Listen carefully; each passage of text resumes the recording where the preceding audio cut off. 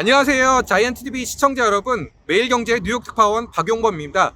오늘 제가 뉴욕에서 남쪽으로 5시간을 달려서 이곳 워싱턴 DC 근처에 있는 메릴랜드 주로 왔습니다. 여러분 제 뒤에 보시면은 아이온큐라는 회사의 간판을 보실 수 있으실 텐데요. 제가 아이온큐의 본사를 찾아왔습니다. 이 아이온큐는 양자 컴퓨팅, 퀀텀 컴퓨팅의 전 세계적인 리더인데요. 전 세계에서 최초로 상장된 퀀텀 컴퓨팅 기업이기도 합니다. 이 기업의 공동 창업자이자 CTO인 김정상 듀크대 교수님이 계십니다. 김 교수님이 정말 분초를 나눠서 쓰시는데 오늘 특별히 시간을 내주셔서 제가 인터뷰를 하러 왔고요. 구글, 마이크로소프트 이런 전 세계적인 기업들이 왜 이 회사에 주목을 하고 있고 양자 컴퓨팅이 앞으로 우리의 삶을 어떻게 변화시킬지 김 교수님을 통해서 말씀을 들어보시죠. 자, 우리 그럼 들어가 볼까요?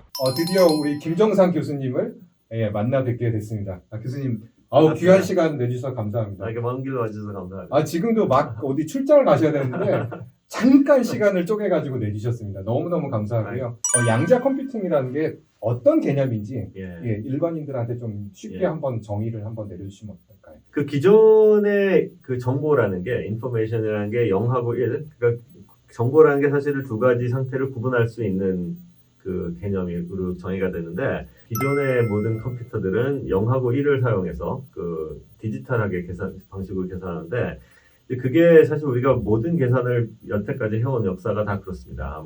쉽게 말하면 주판화를 두들 때부터 지금 슈퍼컴퓨터까지 전부 다 그런 방식으로 정보를 처리하고 있는데, 상당히 고전적인 방식으로 우리가 정보를 인식하는 건데, 양자 역학이라는 거는 그런 고전적인 방식하고 다르게 이 아주 미세한 입자의 세상으로 가면 거기서 참 보기 어려운 특이한 현상들이 나타납니다. 이제 그런 현상들을 이제 양자 물리를 하는 분들이 지난 한 100년 동안 연구를 많이 해서 이해를 많이 하고 있는데, 지난 한 3, 40년 동안에 그런 특이한 현상들을 우리가 정보 처리에 활용을 하면 좀 새로운 기능이 나올 수 있지 않을까. 그렇게 해서 사람들이 고민을 많이 했었어요. 근데 그러다가 이제 사람들이 알아낸 게, 이게 우리가 양자 역학이라는 게 피부에 와닿진 않지만, 마치 우리가 초능력을 가진 사람들을 생각하다 보면 그 초능력이 왜 발현되는지는 몰라도 슈퍼맨이 날아다닐 수 있다 하면 그 날아다니는 것 갖고 우리가 거기서부터 어떤 활용을 했을지 상상을 할 수 있는 것처럼,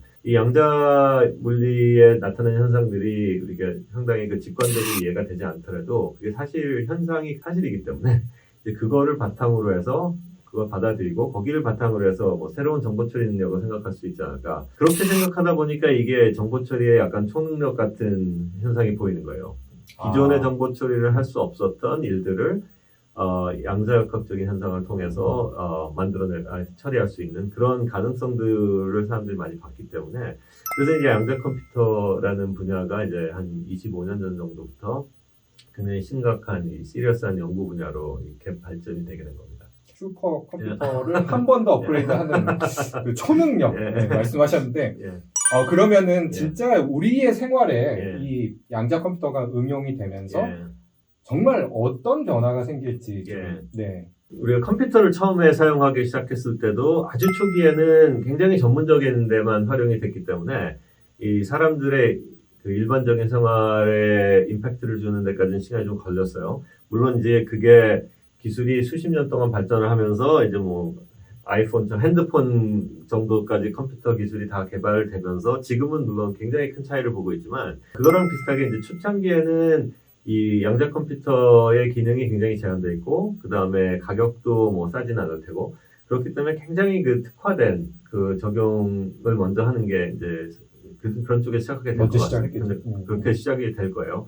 아주 큰 방향에서 보면 우리가 지금 여러 가지 계산할 수 있는 문제들이 있는데, 그 중에서 기존의 컴퓨터가 효율적으로 계산할 수 있는 문제들이 잘 알려져 있습니다. 컴퓨터 공학을 하는 분들이 생각하기에는 기존의 컴퓨터로 풀기가 정말 어렵다고, 절대 풀 수 없다고 생각하는 문제들이 그렇게 풀리기 시작하는 그런 문제들이 많이 알려져 있습니다.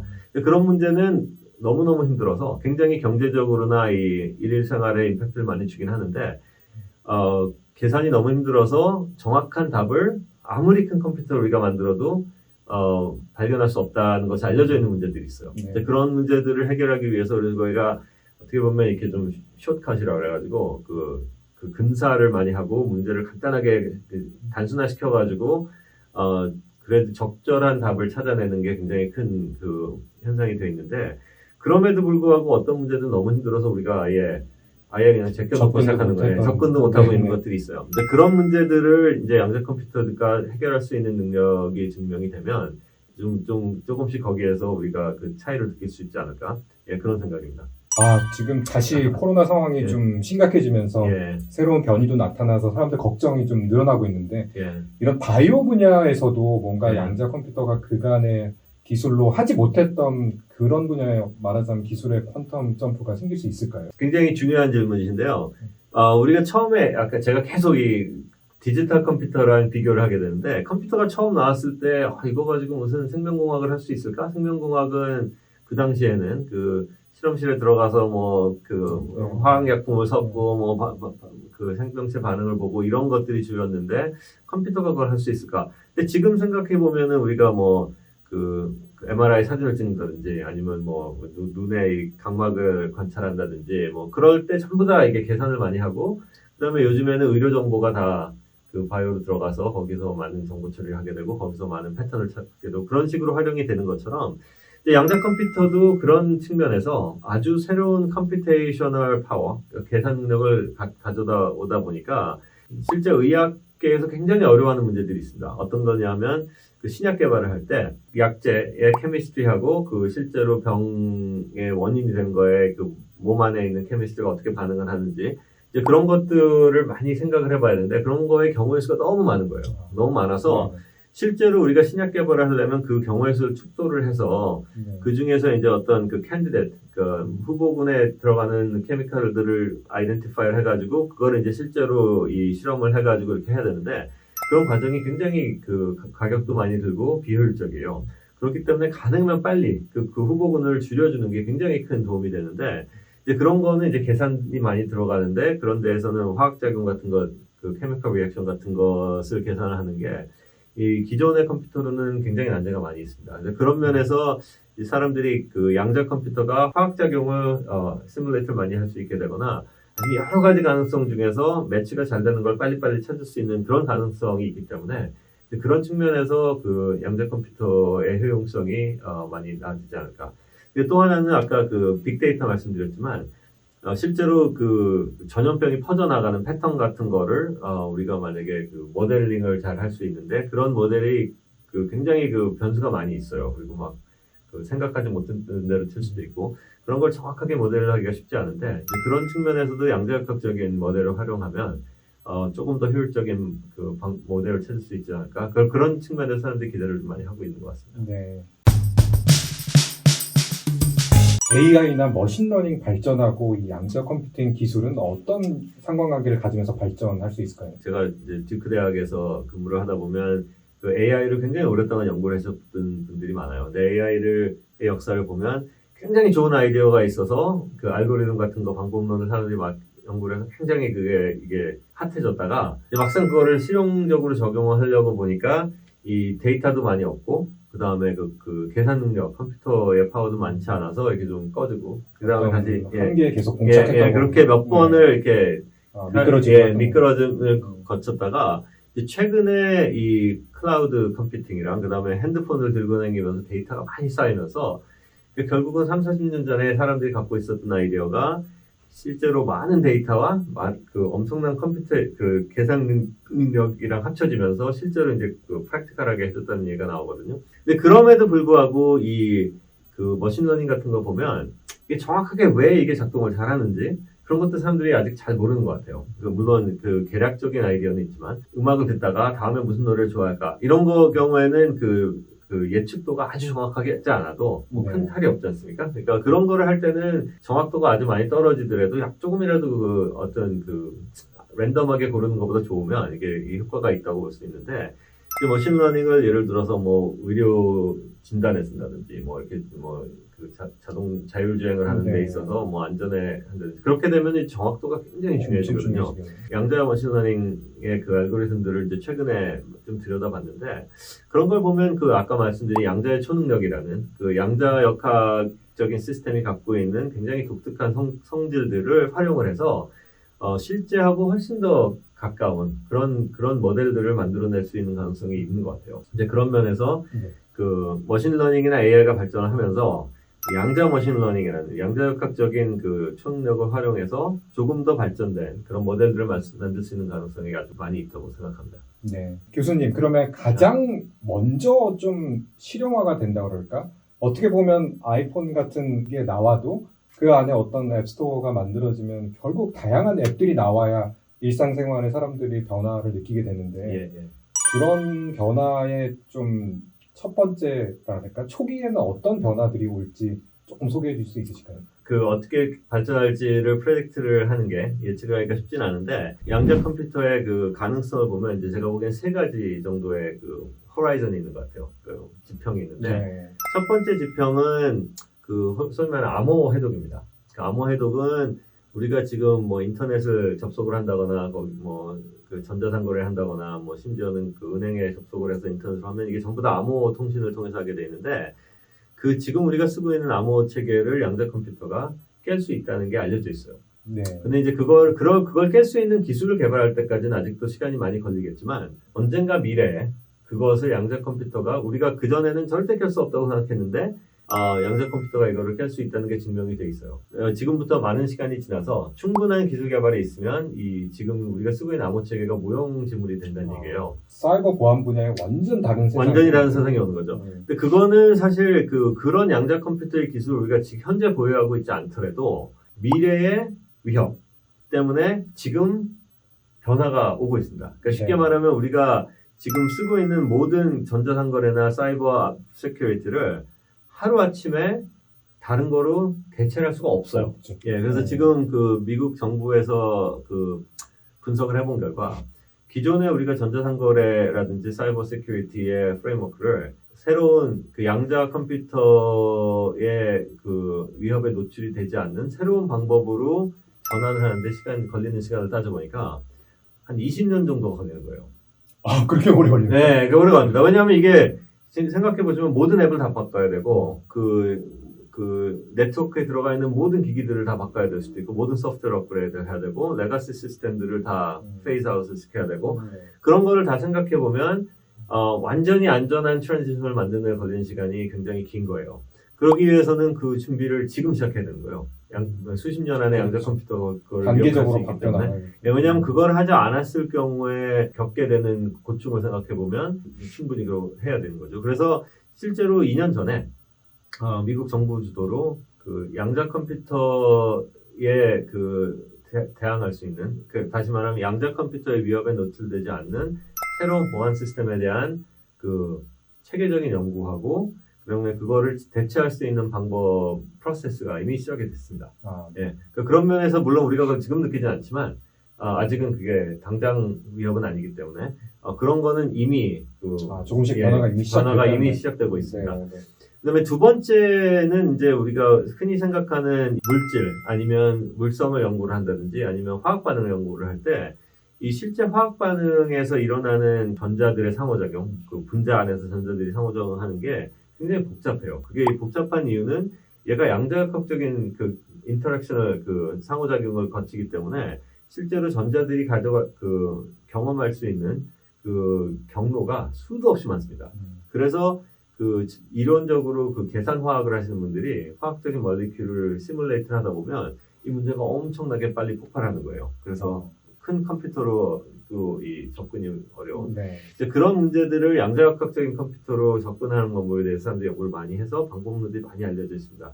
그래서 그런 것들은 암호를 깨기도 훨씬 전에 기술 개발을 상당으로 보면 물론 아직 시간이 좀 더 걸리긴 하겠지만 그 암호 체계가 위협되기 훨씬 전에 거기에서 그 임팩트가 많이 있을 것 같다는 생각이 들어요. 그거보다 더 가까운 거는 아직 이게 양자역학적으로 이게 잘 된다고 증명된 것들이 많이 있지는 않습니다. 그 두 가지 예외를 제외하고는. 근데 거기서 재미있는 거는 마치 우리가 앱을 개발을 할 때 수도 없이 많은 앱이 개발이 되지만 실제로 그게 사람들한테 이렇게 크게 삶을 바꾸는 삶을 거는 바꾸는 그 중에서 앱은 아주 일부잖아요. 네. 않습니까? 그러니까 이게 어떻게 보면 아주 많은 사람들이 계속 생각을 하고 계속 그 창의적인 생각을 해서 새로운 애플리케이션을 계속 발굴하다 보면 그 중에 많은 것들이 실제로 그 대박을 치진 않더라도 몇 가지가 실제 삶에 영향을 주는 애플리케이션들이 나올 수가 있지 않습니까?